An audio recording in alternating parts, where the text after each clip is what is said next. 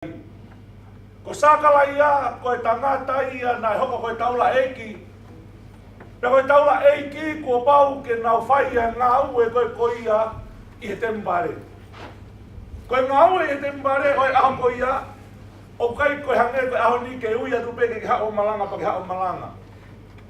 Ko e taimi ko ia, nai peheli kau ki whanau noa e tala noa, ko pau pe ke nau kasi a lot. Ko taimi ko koe o kasi a lot, ko hai koe ia tene mau, ko ia e sewi e tembare i aho e taha. Pea ki whanau no e tala noa ko sakala ia, na e talo ne kei si ko e taula eiki, mo ni hao ke tembare, faithful i aho ko toa me. Ko taimi koe ia na kasi a lot, o ki kai ke mau e sakala ia, na e whoki rewa sakala ia, hena i kai nofo ia, i he tembare koe ia, pe koe wheituku koe ia, koe ia i tembare i Jerusalema. O ku tawa noa historia ana, whoki pea sakala ia, ki ngahi tapa mo ngā nofo ai.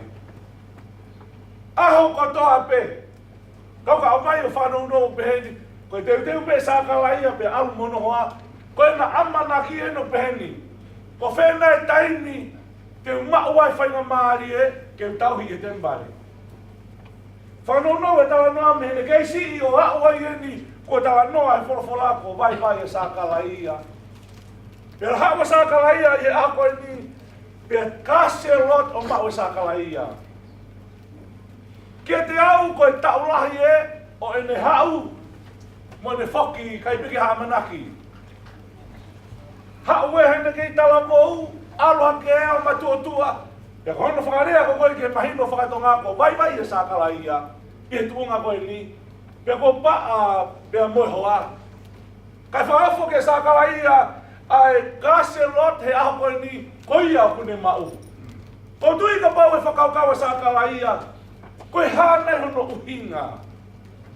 Hea rea ku tau whangau ea ki he rea tonga, kai keu ke whaatui au, ko au o ko fōu atu ai. Ka pia i pe tau mu ai ai o tua, ki he mo ui whakafoi tui, pea pehene tau mua ki a sione lau ngā ue, o tau hene ai he whiakini. Whanau no e tala noa taimina hua sakala ia, ai ni ku tau whanongo ki ai honola au, ki he tembare, pea whai koe ia, ai ngā ue he tembare, pea ku tau iloi pea asi atu, ai angelo ai o tua koe nere ai. Sakala ia, ko whanongo mai a Sihova ki ho lotu.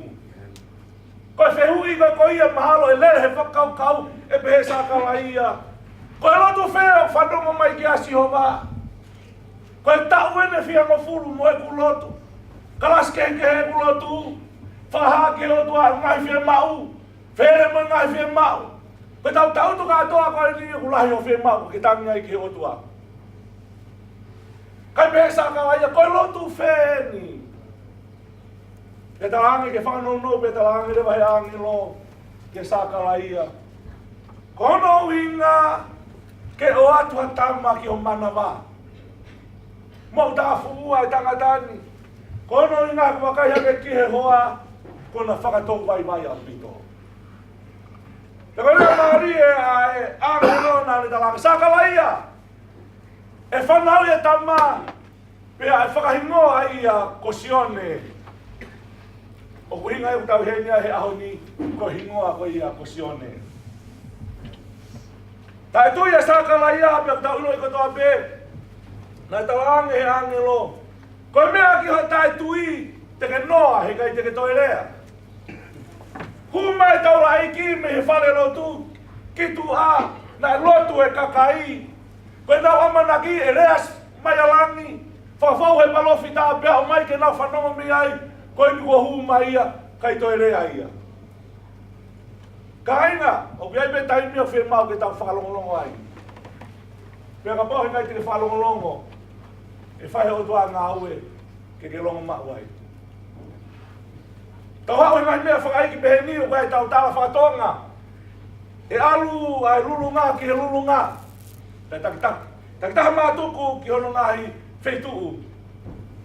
Pea urea rewa peheni koe kātoanga pea mohono tutuku. Koe taurea tonga koe ia o ka mooni ai whorofora ai o tua. O koe ke te hatala noa ia kātoanga mohono tutuku. Koe tau tanga noa.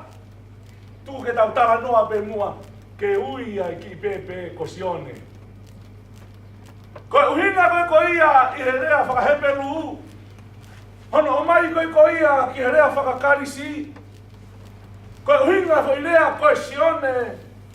O kuhinga ia koe keresi a Sihova. Koe konga hono ua e reso ni o tau tala noa ai. O whikau aki pia moe ha ai angelo kia mere. Koe ha ai angelo kia mere o ilo he toko taha kotoa be. Ko mere nai o feina e o tua. Ka inga tonga. Koe mea mua ko tau fia mau o kai koe mate matonga. O kai koe whukakula mo whanua. O ke fia mau e koe ai o feina ai o tua. O ke fia mau o feina ai o tua ki o whamiri. O ke fia mau o feina ai o tua ki o whanau. O ke fia mau o feina ai o tua ki tau tangata. Kai lama ke whamanu ia ho whanonga. Pia koe lea maari reni ai angelo. E whanau i mai ai tama mere. Pia ai ui ko sisu. Ko hono uhinga. Koe seivia, pe koe whamo ui ia. Ke whahinga o tangata. Koe mea ko whia mau ke o mei ka te tau tolu e bongbongi ni. O peheni ka inga. Esi kolonga wholau. Moe kolo hea. Koe uhinga e ngoa sione koe keresi. Whatonga e moni mai ni o peheni. Wheitu kotoa pe o kui ai keresi ai otua. O kui ai e seivia. Ko paupe ke mua mai e keresi. Kena, ki hau ai whakamo ui. Kena whanonga whakatahape. Ki whatonga e moni ko ni ka pauteu. Wharea keni o peheni. Koe taimi koe ia o ku wālau ai e whamiri. Ka ia e keresi ai otua. Pe au mau ruta pe no fo ia neongo ai pe koe hae. I siu o whai ki ai e tawa no. Hange kau ka wharea aki ai moni koe ni. O viai ho tau tala. Pe au viai mo ulumotua. Koe wharea a ngahi ulumotua. Wikai whatole le ia. Ki toko lahi. Kau peheni. Ka ia e keresi ai otua. E mau luta pe ia he ki ai whamau ai otua. Ko awa ne po pe o whanongo i ngahi tala o historia na kai teu ilo. Ko toki mahi no i ta koe tangata toa. Ai taimi na whanau i mai ai me mana wā. Neongo koe anga e tau mau. Pe au tau tuu ke whakalau i he anga alua historia o e mo ui. Kana iai pe i he kutui. Ai whau he wani. Ke whanawhana ki he mamātu a koe ni. Ui hono hingoa ko sione. He ku neongo ne tangata a.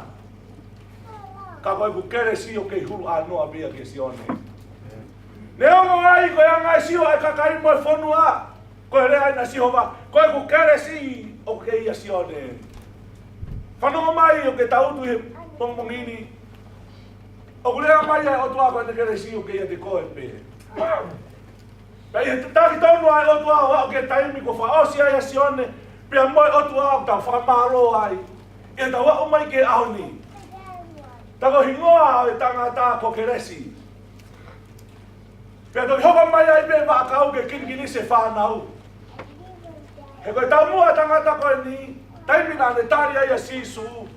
Ma whaatala noa koe ne whaamu peheni. Koe ku whaamu ke whanau ke nau tari pe a sisu. O ku tau hene e ahoni. Pea ku tau tangi. Koe tau tangi ko hono inga koe tamai na whai e whiohi pea muia. O ku tau tangi ko hono inga koe toko ua na whai e whiohi pea muia. O ku tau tangi pea tau whamatala ngai mea na whai he toko wani. Ko hono inga koe taimi koe na whai e whiohi ka ki whanua mai. O ka rea mai a sione ka te tau tolu. Ka pauku ke ofa ia te au. E ka pau te whakarea ke mahino. E lava peki ongo mai, me he loto puha koe ni e rea sione peheni. Ka pau ko tangi ko ke ofa ia sione koe koia, ko ke mana tu i. Tari a sisu, ka ke whetauraki pia muau he kau vai e taha. Ke whanau, ka pau o mohoni ho tangi moho ofa, tari a sisu, ka ke toi sio ke a sione he aho e toi tuhu. Ke he whau, Mo family. Ka moni ho ofa ki asione.